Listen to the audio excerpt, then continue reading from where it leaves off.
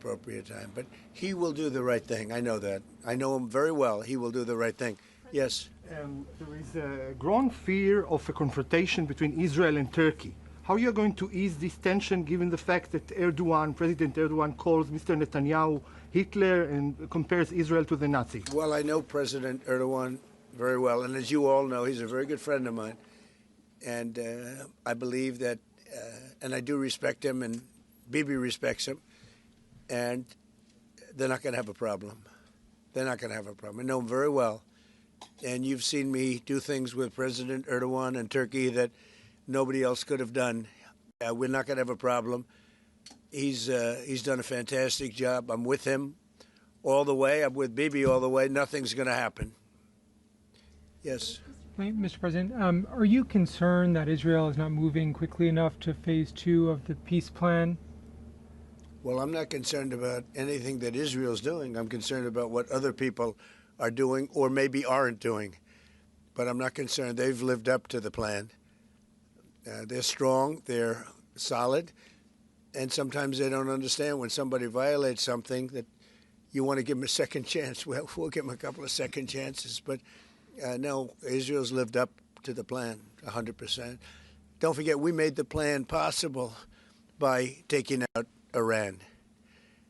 And speaking of Iran, I hope they're not trying to build up again, because if they are, we're going to have no choice but very quickly to eradicate that buildup. So I hope Iran is not trying to build up, as I've been reading, that they're building up weapons and other things. And if they are, they're not using the sites that we obliterated, but they're using possibly different sites. We know exactly where they're going, what they're doing. And I hope they're not doing it because we don't want to waste the fuel on a B-2. It's a 37-hour trip both ways. I don't want to waste a lot of fuel. Okay? Mr. President, after your last remarks regarding the pardon request of Prime Minister Netanyahu, Herzog office told us that you have not talked after the official request of Prime Minister Netanyahu pardon. Can you clarify to us, did you talk about it? Which request are you talking about? With the President Herzog, the Israeli President Herzog. Did you talk with him directly? President Erdogan? Herzog. The Israeli President. So you're talking about pardon? Yeah. Oh, well, you got to say that. No, I think he's going to be in great shape. He's a wartime prime minister at the highest level. He's achieved tremendous success. And I'll say it, if you had 8 out of 10 prime ministers in his position right now, or before right now, maybe, you wouldn't have Israel any longer. Israel would not exist. I'd say two of them would, and 8 of them wouldn't. Those are not good odds. You needed a very special man to really carry through and really help Israel through this horrible jam. These are major factions, and it started with our negotiation with Iran. I think it probably started with Soleimani. That was really where you mentioned that today, which started with Soleimani. Bad guy, doing bad things, hurting a lot of people, killing American soldiers and other soldiers. But it started right there, would probably be the starting point. And then from that point forward, but you have a wartime prime minister at the highest level.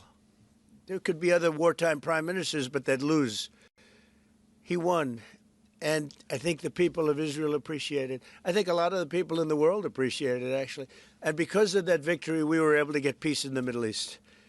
If you had a different kind of a personality, if you had a weak person or a stupid person, and there are plenty of both of them, you would not have had success, and you might not have Israel. And you report for Israel. I know you're very proud of it, and you do a great job.